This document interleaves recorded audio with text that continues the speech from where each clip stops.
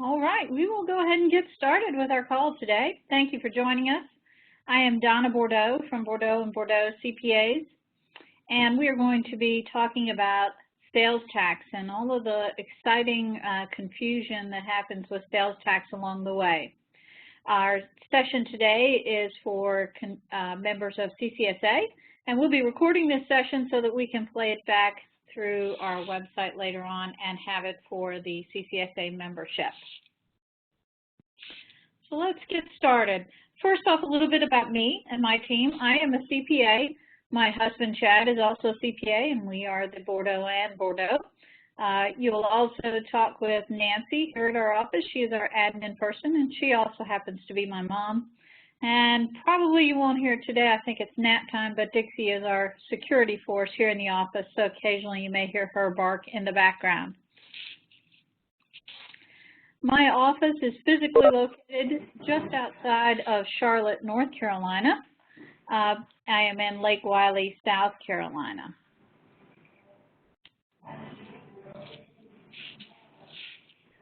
We are going to get started and talk about sales tax here for a moment. Just some general ideas to start with. First off, sales tax is a very complicated issue, and one of the reasons it is so complicated is because it is a state issue, so it varies by state. All right. If you are in multiple states for businesses, which most pottery studios are not, that can provide some big challenges, but we're going to deal with just dealing with one individual state today.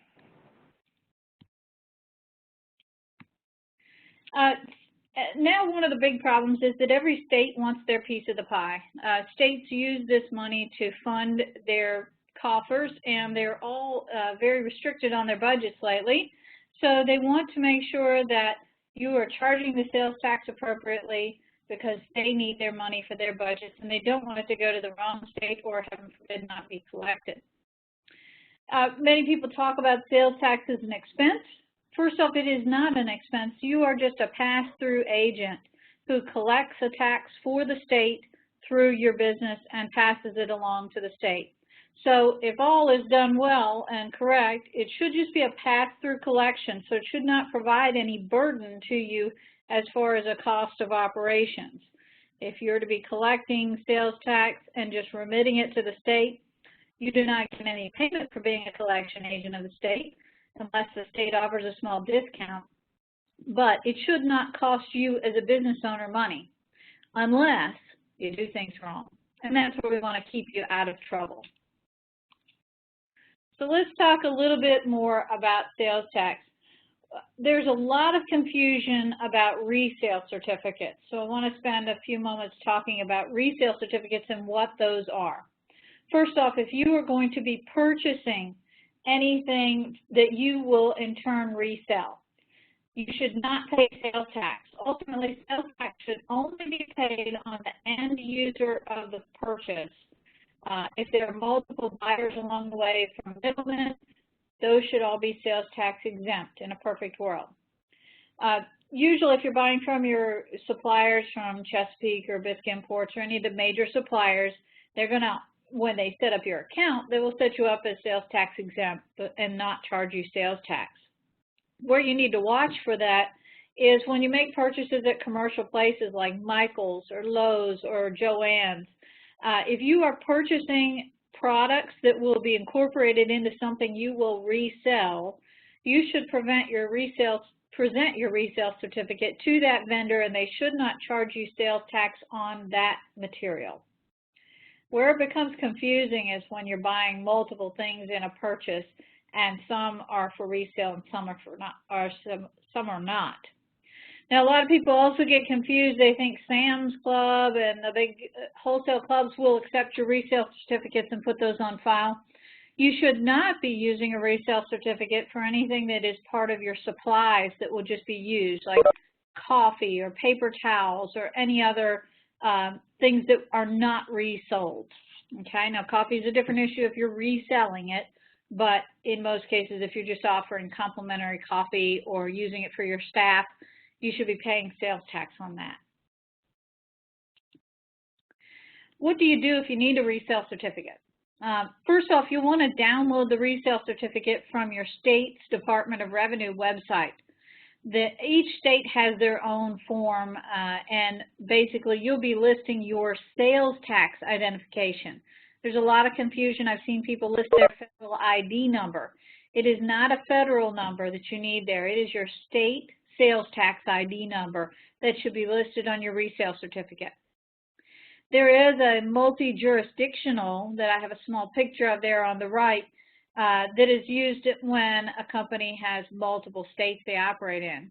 You probably do not need this, but in a pinch, if your state refers back and says just use the Uniform Sales and Use Tax Exemption Certificate, you can just do a quick web search and you will find that out there. It's a pretty standard form and it's been the same for several years.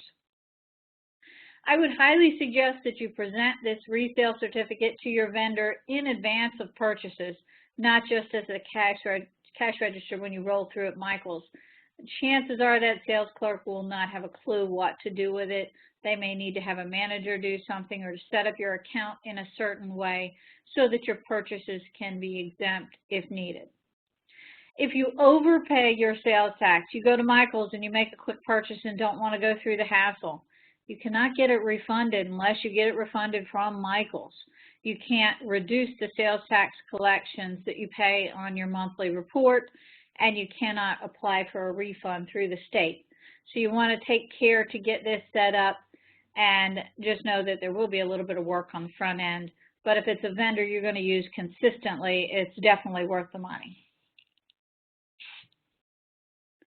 Okay, let's talk a little bit now about collecting of sales tax. The biggest question we get, again, is what should be taxable? Should classes be taxable? Do I have to charge sales tax on convention, on camps, on studio fees? And the answer is it depends, obviously, because the rules are different by every state. Some states are much more aggressive than others. Others are pretty laid back.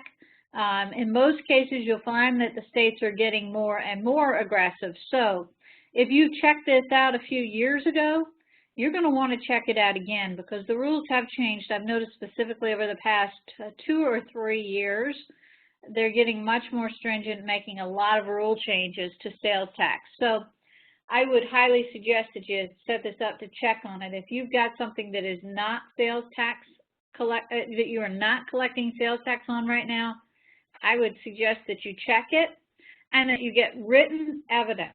If you call the state and ask them for advice on this, and they tell you, no, that doesn't have to be taxable, ask for follow-up. Where can I find that written on your website? Can you lead me to that point so that I have written documentation to support this? Again, always write down that rep's name, write down the day, the time that you called. Have as much evidence as possible if you're relying on the advice of somebody that you called in on, but always have the written documentation where they got their answer. Because if you get into trouble in a few years, guess what? That rep is not going to be able to be found. They're going to say they didn't say that, or they probably don't even work there anymore. So always have written backup for your choices there. And if in doubt, it's probably taxable. And remember that although we don't want to burden our customers with extra taxes, if you don't collect the sales tax and you're later on charged that sales tax through an audit, it becomes an expense to you. You are responsible to pay it if you did not collect it, and there'll also be interest and penalty on it. So err a little on the side of caution if need be. If you don't have specific advice as to where something is not supposed to be taxed, you should be charging sales tax on it. Most of the time, the state rules and regulations indicate that everything is taxable unless there's an exemption that specifically applies to that one thing. So make sure that you have evidence of where you got that exemption if there's something you are not charging sales tax on. Now, in general, and again, I hate to even talk about generalities when it comes to sales tax because it's so different across the board. But in general, a tangible product is always taxable. That is one thing that is pretty consistent across all states. If I can touch it, it should be taxable. So if you sold a mug, you're going to need to tax it. The real question comes into play if you had a studio fee. You didn't sell a studio, you sold time in the studio, but that becomes a little bit blurry. In most cases, except for a few states, if you have labor only, it is usually not taxable. Now, you want to check. There are some states that are taxing labor now, for example, Ohio. Labor that becomes a component of the final product is where everything gets a little hairy. The trend for most of the states now is to go forward and tax this. And you'll see a lot of recent tax legislation has led those items to be taxable. So when we talk about, say, studio fees here, or custom painting fee, or even teaching of a class in a lot of cases, those things where the labor becomes a component of the finished product are taxable in most states now. Again, this is where we usually do the research, and I recommend that you get written evidence one way or the other as to what you need to do for your particular state, but the trend is that states are taxing this. When we talk about the aggressive versus the non-aggressive states, for example, I know that in Illinois they are less aggressive on the labor component, which is surprising because they're pretty aggressive on the rest. Illinois, for example, does not tax your studio fee or a class. But if the child takes something home at a class, or you have a ladies' night that results in a finished product, that's where your questions come into play. Here's a little bit of a rundown for you. And these all say usually, because your state should be checked to verify, but these will give you some clues. If you have a studio fee and you do not charge tax on it, definitely make sure that you have written proof of that exemption, because it is usually now, yes, that it should be taxed because it's a component of the finished product. The camps and classes, yes, again, because they usually result in a product. The kid is going to take a product home with them from a class, or you're doing a canvas class and they're going to take that canvas home with them. So those are usually yes. Food and beverage, if you serve and charge for this in your studio, yes, usually it is taxable. You do also have to watch for some additional prepared food and beverage taxes across the country. Sometimes those are local taxes as well.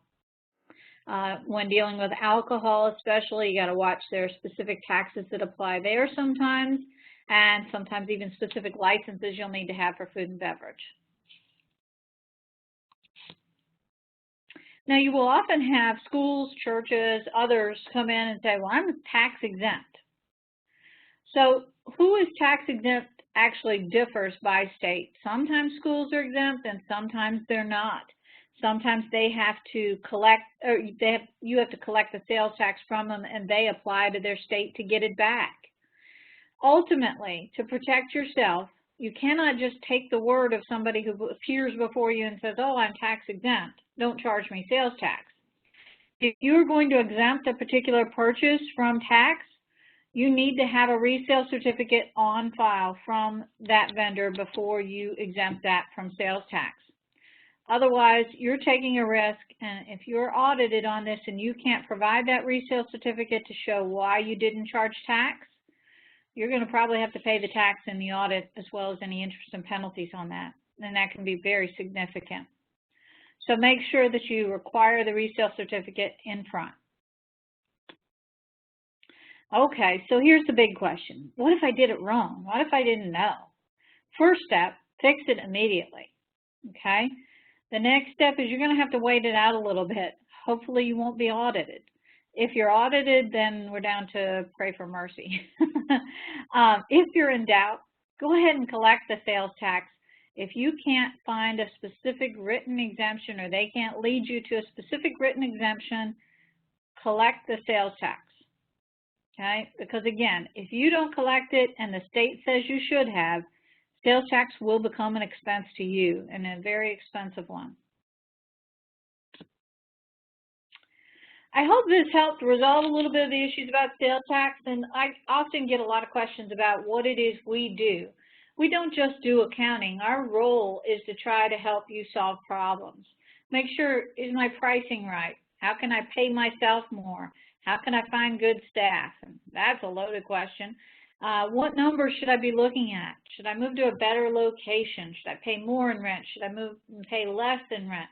All of those are general questions, and we work with studios specifically and specialize in that, so we can definitely provide you some good, solid advice and information there. If you have some more questions about how we work with studios, I definitely would point you in the direction of our website. Go to pyopaccounting.com. You'll find a lot of our blog there has some great posts like this session today. We have some other webinars posted there. We've also written a book, The 10 Most Expensive Tax Mistakes That Cost Studio Owners Thousands, specifically for studio owners. We would love to help you. If you have any questions at all, please feel free to let me know. Shoot me an email and tell me what's going on, and I'll do my best to help you. I want to open it up here on our mics for a few questions if anybody has any. I thank you for joining us today. This is the end of the recorded session. I'll turn that off in just a moment, and I'll unmute everybody. And if you have questions, please feel free to jump in and let me know, and I'll be happy to stay on the line a few more minutes and discuss those with you. Just give me just a moment.